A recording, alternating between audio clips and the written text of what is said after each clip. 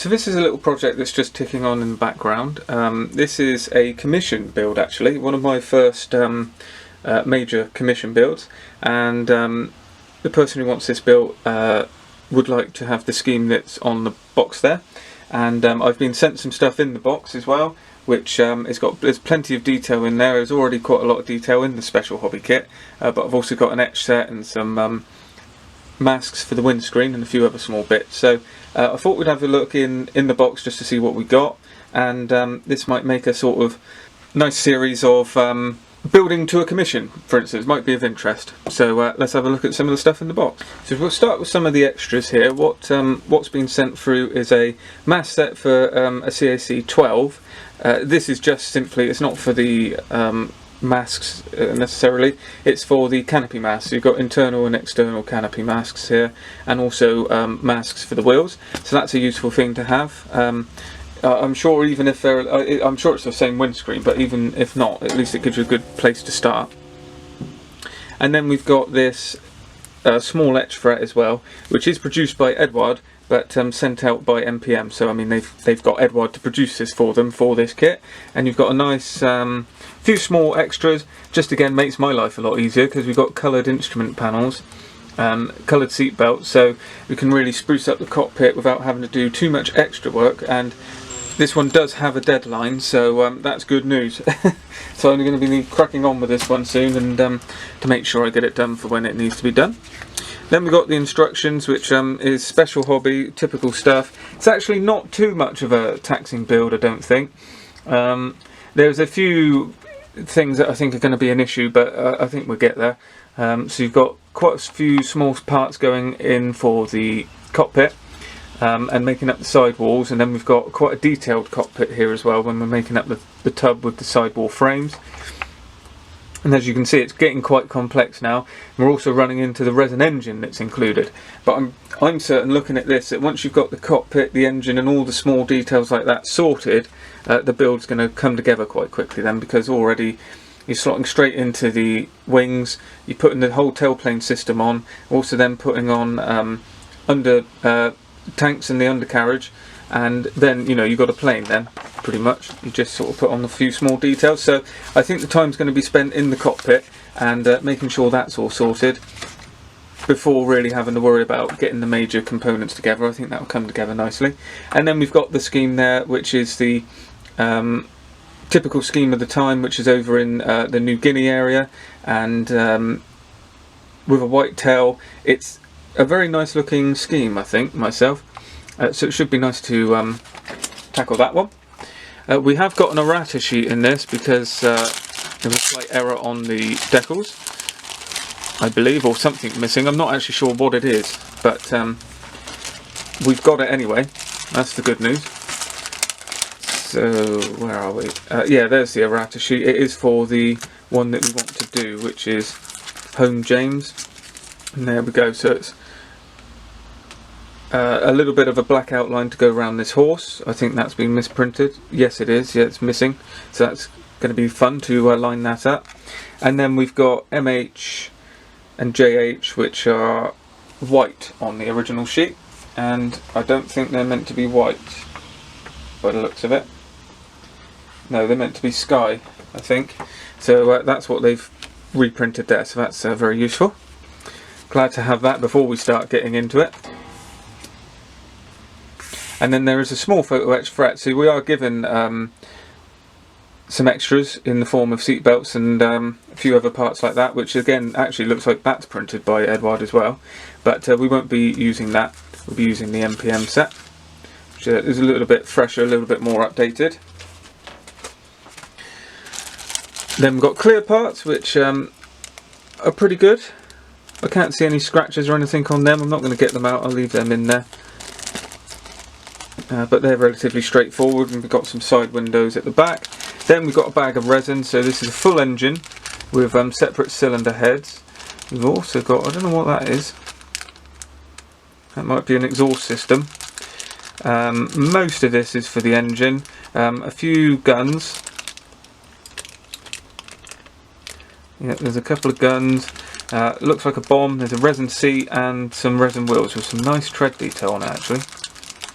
So all of that again is just going to help me push on with the build and get that sorted. I'm not going to have to worry about cleaning up seam lines on tyres and all of that sort of stuff. We can just get straight into it. There's a few bits in the bag. This kit could have obviously been sitting around for a little while, so that's the sort of thing to expect. We've got fine recessed panel lines, a little bit of texture over the airframe on the inside and outside. Feels a bit rough, but that actually, most of that's come off just by me rubbing it. A quick swipe with a sanding stick should sort that out. Heavy mould lines around the edges, but to be expected for Special Hobby. Then we've got the wing. It's actually quite a large aircraft for what it is. It's pretty much a boomerang, I believe it's known as. So again, nice recessed panel lines, detail all through here. No issue with any of this really. Some of it's a little bit soft, I guess, but you know, it's there and we can work with that. And then we've got some small details here. I'm not actually sure, they seem to be all for something. That might be related to the engine, because that seems like rather a lot of pipes for anything else. And this is some of the small framing that goes for the cockpit and some of the side walls. Then we've got the last sprue. Just got the exhaust system, some of the framework again for the side walls. Propeller, which is going to take a little bit of cleaning up. Here are those wheels that we're not going to need to use, thankfully. Very flashy exhaust or cylinder ring there.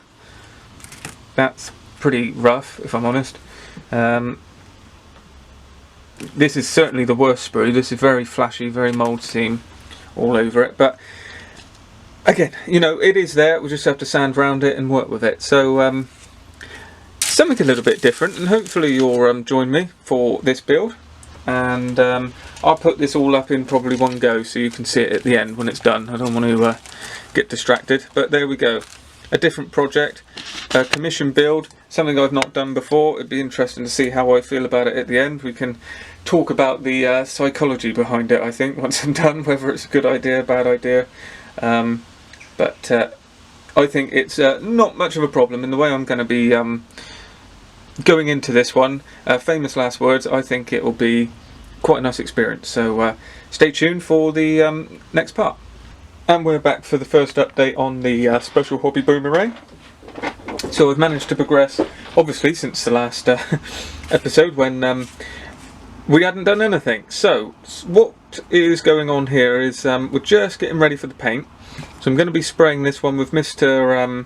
Colour lacquer thinners. It's their aircraft grey green, and that's 364. They've now released those separately, but they used to just be in a cockpit set. So how's it been so far? This is quite quickly becoming, well, it's got to be the worst kit I've ever come across for numerous reasons. I don't use that lightly because I have built many short run kits, and short run kits don't have to be bad just because they don't fit, but this is awful. I mean, there's just no planning gone into it. It's so vague. You've got so much guesswork. At least most, you know, kits, when you put the fuselage together, it actually is somewhere near it, and then the engine would fit. Whereas we've got this complete resin engine in here, which is just unnecessary. It would have been so much better to put. Well, I suppose arguably it is necessary. I've come to realise, because you can see through the wheel well, which I wasn't aware of. But then how much can you see? You know, and this is the problem. So if we get it on here, you'll see that should be able to get a little idea of what can be seen. Now I'm not sure, I imagine this is right, because they've gone to enough detail with the rest of it that presumably you could see up the front of the back of the engine through the front of the wheel well. So this is the area we're talking about, up in there. And I think once the engine's in here, I mean, I will slide it in there, but it's not very helpful because it doesn't sit where it needs to be. It all needs to be glued in, really. You're going to sort of see that kind of affair in there. Something like that. A bit like the FW190 D9, where you can see up through. So it's that sort of thing. But it's a very vague placement, and of course you've got the engine port. I've already snapped the spinner off, but that's fine, we can just use a bit of wire for that. it's all very tricky. And you've got the front of the cockpit here, which has got the bracing. Again, that it just doesn't fit at all. It's like two different parts there. I mean, it will, once it's all painted, you can glue it all together and place it in, and it'll finally be where it wants to be, and then you're going to see some of that sort of thing, a bit of that bracing there. I suppose the cockpit's going to be about there with the firewall, so you will see a little bit, and that's fine. And I'm not sure the person I'm doing this for is really going to worry too much about that. We're more concentrating on the exterior finish, so trying to do it a bit more like the PE400 that I did back along on the channel. So that's one thing. The next thing is, I mean, we've got the wing root issue. It's always going to be an issue, and it's not great in this. It can be better. It looks better than it is. See, it's not too bad, but once you've got the engine in there, that splits this a little bit. It's very hard to get that together at the front. So that's a few things. That's without even saying that the cockpit doesn't really sit in there at all, really. It kind of goes somewhere there. So you've got to just kind of hope that it ends up where it needs to be. You're focusing on getting the engine fixed to it and that sorted. Even the louvers, you would think that these would be fine. You know, a resin replacement specifically for this kit, that Special Hobby no doubt or CMK have cast for that. Well, you had to glue this bit in and then bend it back and glue that bit in and bend it in again.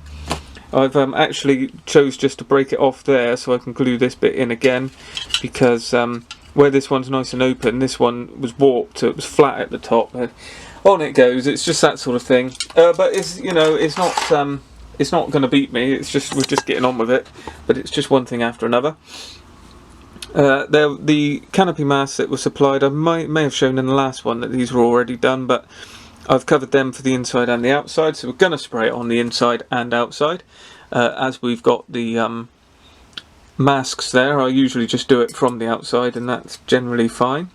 These are the undercarriage legs, which have got tiny little attachment point there, so that's gonna, well, again, that doesn't even fit, because the hole for that, which is in here, which is that one that's full up with some white stuff there, that's just sanding dust, you can't get to it because there's this block in the front. There's no way, you just can't push it in there. Again, not an issue really, because I'll just re-drill out probably back here, use some Albion Alloys tubing so it's much stronger and support it. But it's just little things like that. I mean, why? I mean, just why? I don't understand it. The wings actually went together a lot better than I expected, to be truthful. They didn't really fit at all, you know, one was way over and they didn't come down on the trailing edge, and it is a little bit thick on the trailing edge, but ultimately it's fine, it's passable, it's okay. It's just the fuselage which is a nightmare, but we will get there.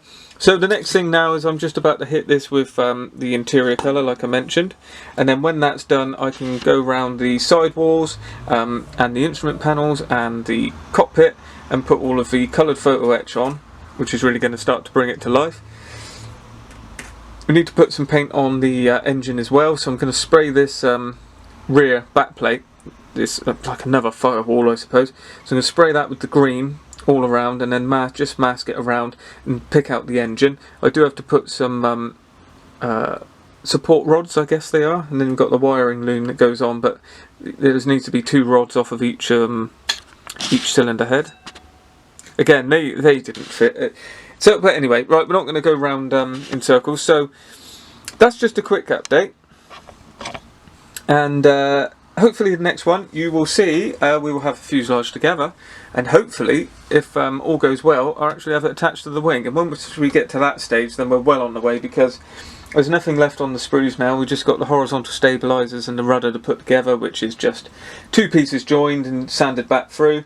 Get all the photo etch on, so I'm really thinking in, because I've done a lot of test fitting with the fuselage house, that in another probably a couple hours session I should be able to get all the weathering done on the cockpit and the fuselage house together. That's when the fun begins. I've seen some builds where, you know, it goes together and you get a gap like that and then you have to fill it. I'm not so sure how we're going to end up. I've got these scoops here that blanks that go on the inside to blank off these scoops. I don't know how they're going to go either. They're going to be very difficult to put on, but we will get there one way or another. And as always, I will give you an update, may even record a little bit while we're actually building, so there's a bit more for the next one. So hopefully you're enjoying this series, and stay tuned for the next one.